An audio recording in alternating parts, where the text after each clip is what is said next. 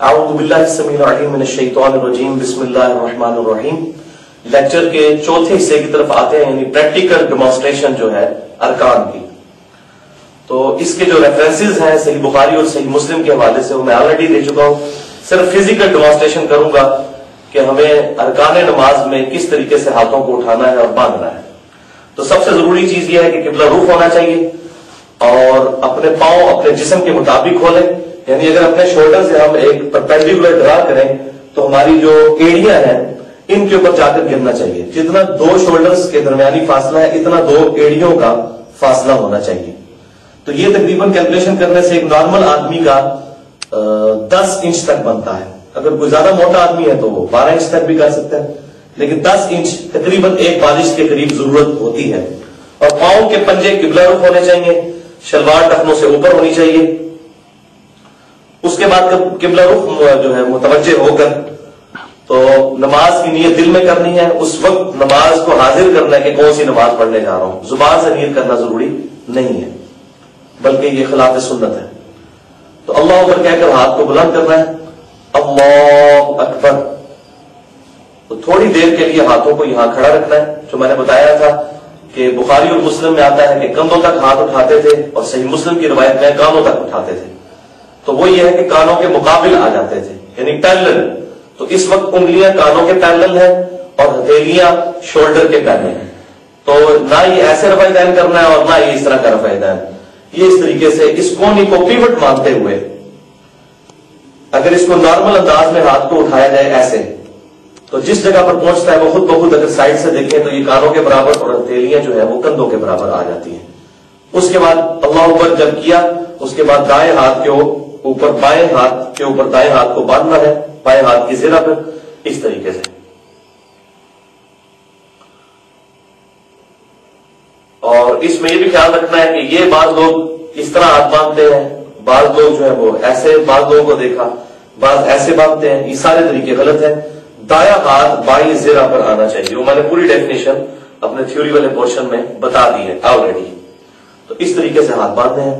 اس کے بعد جو کچھ پڑھنا ہے، اس کے بعد پھر جب رکوع میں جانے کا ارادہ کرنا ہے تو پھر اللہ اکبر، تھوڑی دیر کے لیے ہاتھوں کو یوں رکھنا ہے اور پھر رکوع میں جانا ہے۔ اور رکوع میں پوزیشن کیا ہونی چاہیے کہ نبی صلی اللہ علیہ وآلہ وسلم بڑی مضبوطی کے ساتھ اپنے دونوں گھٹنوں کو پکڑ لیتے تھے، مضبوطی کے ساتھ، اور آپ صلی اللہ علیہ وسلم کی یہ دونوں جو بازویں تھیں یہ بالکل آپ صلی اللہ علیہ وسلم سیدھی تان لیتے، جس کی وجہ سے کمر بالکل سیدھی ہو جاتی تھی۔ اس حالت میں رکوع کی تسبیحات پڑھنی ہے۔ پھر یہاں سے جب سر اٹھانا ہے تو پڑھنا ہے سمیع اللہ لمن حمیدہ، اور یہاں پر ہاتھ لا کر پھر اللہم ربنا ولک الحمد، اور جتنی دعائیں ہیں وہ انشاءاللہ نیکسٹ ٹائم میں بتاؤں گا کون کون سی دعائیں ہیں۔ فی الحال صرف پوسچر بتا رہا ہوں کہ پوزیشن کیا کیا رکھنی ہے۔ اس کے بعد اللہ اکبر کہتے ہوئے سجدے کی طرف جانا ہے۔ تو سجدے کی طرف جاتے ہوئے پہلے ہاتھوں کو لگانا ہے، اس کے بعد گھٹنوں کو، وہ اس کا ریفرنس بھی میں نے بتا دیا۔ اللہ اکبر، یہ دونوں ہاتھ رکھے، دونوں ہاتھوں کے درمیان سر آنا چاہیے، اور بالکل جس طرح رفع الیدین کرتے وقت انگلیاں کانوں کی سیدھ میں آئی تھیں، اس وقت بھی انگلیاں کانوں کی سیدھ میں اور ہتھیلیاں جو ہیں وہ کندھے کی سیدھ میں آئیں گی۔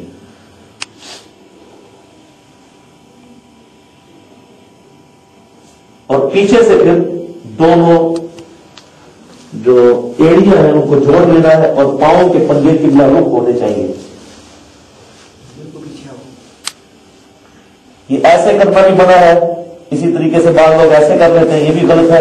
اس طریقے سے ایڑیاں جڑی ہوئی ہو اور پنجے مڑ کر قبلہ رخ ہونے چاہیے۔ پھر اللہ اکبر کہہ کر بایاں پاؤں بچھا لینا ہے اور دائیں پاؤں پر بائیں پاؤں پر بیٹھ جانا ہے، اور اس طریقے سے دونوں ہاتھوں کو زانوں پر رکھنا ہے، یہ بھی سنت ہے، اور اس طریقے سے ہاتھوں کو رکھنا بھی سنت ہے، دونوں طریقوں سے رکھنا سنت ہے۔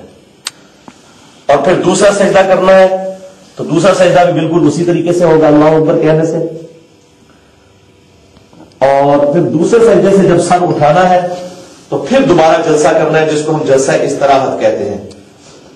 اس کے بعد جو ہے وہ دوسری رکعت کے لیے جب کھڑے ہونا ہے تو دونوں ہاتھوں کا سہارا اس طریقے سے لینا ہے، ایسے سہارا لے کر تو پہلے گھٹنے اٹھانے ہیں، اس کے بعد ہاتھوں کو اٹھانا ہے ایسے،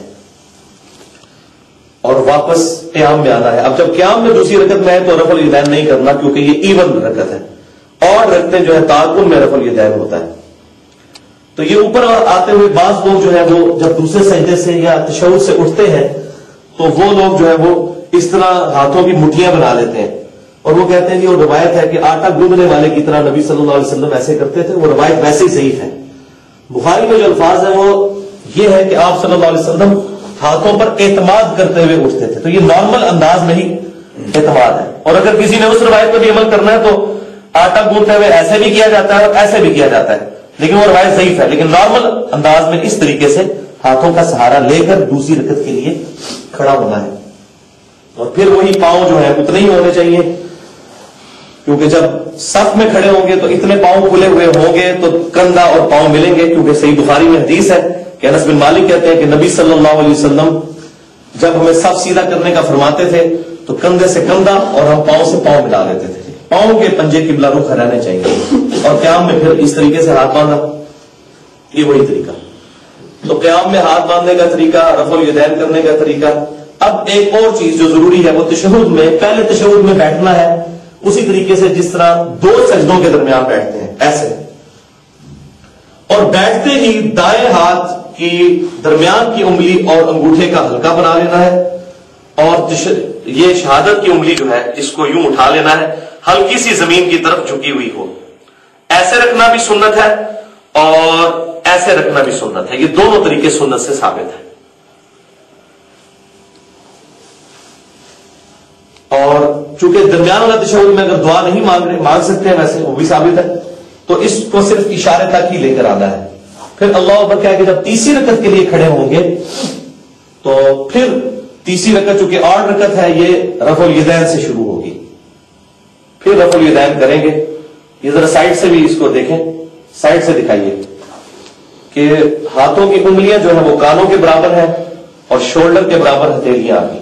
تو اگر کوئی کہتا ہے کانوں تک پہنچنا چاہیے تو پھر ہاتھوں کو پھر شولڈر تک تو پہنچایا نہیں جا سکتا، یہ ہے مخازی میں آ جاتے تھے، پیرلل آ جاتے تھے اس طریقے سے، اور انگلیاں نارمل کھلی ہوئی ہوں گی، نہ زیادہ نہ کم، جو عام حالت ہے اس کی، اور یہ ساری چیزیں قبلہ رخ ہونی چاہیے۔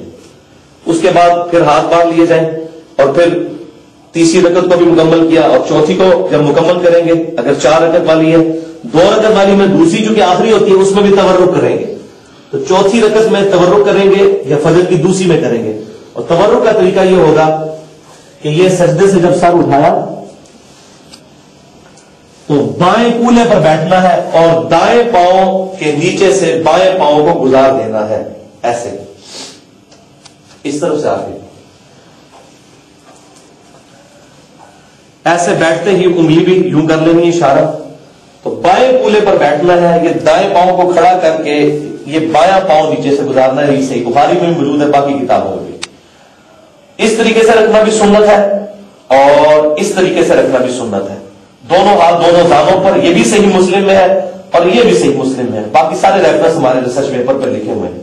اور پھر جب ہم تشہد کی دعاؤں میں پہنچیں گے تو آہستہ آہستہ انگلی کو یوں حرکت بھی دینی ہے، جب دعا پڑھے ہو ایسے ایسے نہیں کرنا بلکہ ہلکی ہلکی اس کو حرکت دینی ہے۔ اور پھر جب سلام پھیرنا ہے ہم نے تو السلام علیکم ورحمۃ اللہ پورا پھیرنے کے بعد، اور پھر یہاں بھی پورا پھیرنے کے بعد السلام علیکم ورحمۃ اللہ۔ اچھا، ایک حدیث میں آتا ہے ابو داؤد کی کہ نبی صلی اللہ علیہ وسلم کی کونی جو ہے یہ پوری ذرا یہ دائیں پنڈلی پر ران پر لگ جاتی تھی، تو وہ یہاں پر لگتی جب تورک بیٹھے ہو ایسے، یہ بھی سنت ہے، یہ کھڑی رہے گی اور یہ لگی ہوئی ہوگی۔ اور اگر دوسری رکعت میں بیٹھیں گے تو سنن نسائی میں حدیث ہے کہ دونوں کونیاں جو ہے وہ رانوں کے ساتھ لگتی تھی، وہ درمیان والے تشہد میں لگتی ہے ایسے، یہ دیکھیں یہ بھی سنت ہے۔ اگر زانوں پہ رکھیں گے تو ایسے رکھنا بھی سنت ہے اور یہ بھی سنت ہے، لیکن جب تورک بیٹھیں گے تو صرف دائیں لگتی ہے یہ، لہذا یہ بھی سنت طریقہ ہے، یہ بھی میں نے اس میں الحمدللہ ایڈریس کر دیا۔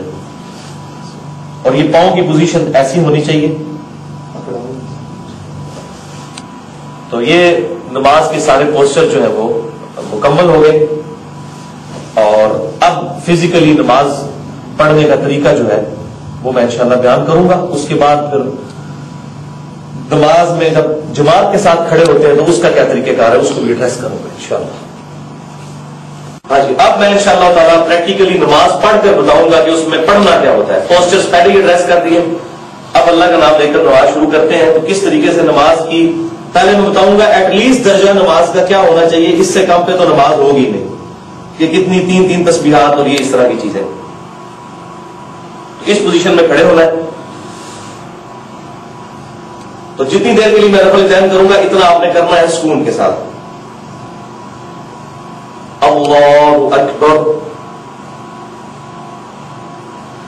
سبحانك اللهم وبحمدك وتبارك اسمك وتعالى جدك ولا إله غيرك، أعوذ بالله من الشيطان الرجيم، بسم الله الرحمن الرحيم، الحمد لله رب العالمين، الرحمن الرحيم، مالك يوم الدين، إياك نعبد وإياك نستعين، اهدنا الصراط المستقيم، صراط الذين أنعمت عليهم غير المغضوب عليهم ولا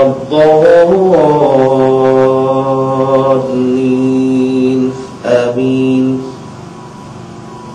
بسم الله الرحمن الرحيم، قل يا أيها الكافرون لا أعبد ما تعبدون ولا أنتم عابدون ما أعبد ولا أنا عابد ما عبدتم ولا أنتم عابدون ما أعبد لكم دينكم ولي دين۔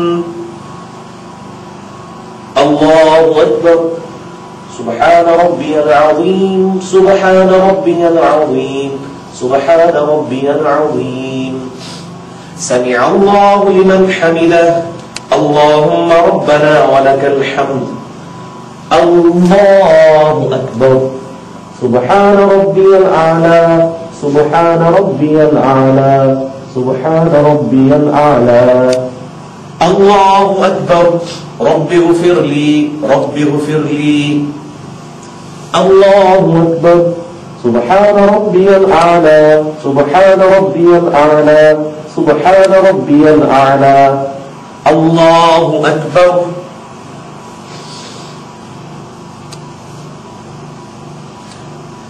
بسم الله الرحمن الرحيم، الحمد لله رب العالمين، الرحمن الرحيم، مالك يوم الدين، إياك نعبد وإياك نستعين، اهدنا الصراط المستقيم، صراط الذين أنعمت عليهم غير المغضوب عليهم ولا الضالين، آمين۔ بسم الله الرحمن الرحيم، قل هو الله أحد، الله الصمد، لم يلد ولم يولد ولم يكن له كفوا أحد، الله أكبر، سبحان ربي العظيم، سبحان ربي العظيم، سبحان ربي العظيم، سمع الله لمن حمده، اللهم ربنا ولك الحمد، الله أكبر، سبحان ربي الأعلى، سبحان ربي الأعلى، سبحان ربي الأعلى، الله أكبر، رب اغفر لي، رب اغفر لي، الله أكبر، سبحان ربي الأعلى، سبحان ربي الأعلى، سبحان ربي الأعلى، الله أكبر۔ التحيات لله والصلوات والطيبات، السلام عليك أيها النبي ورحمة الله وبركاته، السلام علينا وعلى عباد الله الصالحين، أشهد أن لا إله إلا الله وأشهد أن محمدا عبده ورسوله، اللهم صل على محمد وعلى آل محمد كما صليت على إبراهيم وعلى آل إبراهيم إنك حميد مجيد، اللهم بارك على محمد وعلى آل محمد كما باركت على إبراهيم وعلى آل إبراهيم إنك حميد مجيد. اللهم إني أعوذ بك من عذاب جهنم ومن عذاب القبر ومن فتنة المحيا والممات ومن شر فتنة المسيح الدجال. اللهم ربنا آتنا في الدنيا حسنة وفي الآخرة حسنة وقنا عذاب النار. لا إله إلا أنت سبحانك إني كنت من الظالمين. السلام عليكم ورحمة الله. السلام عليكم ورحمة الله. اللہ اکبر. تو یہ طریقہ تھا 2 رکعتوں کا. 4 رکعتیں ہوں گی تو 4 رکعتوں کے بعد تورک بیٹھنا، اور درمیان والی تشہد جو ہے وہ عبدو و رسولو تک بھی اور پوری بھی پڑھ سکتے ہیں. تو یہ طریقہ کار ہو گیا کم از کم جو نماز قابل قبول ہے.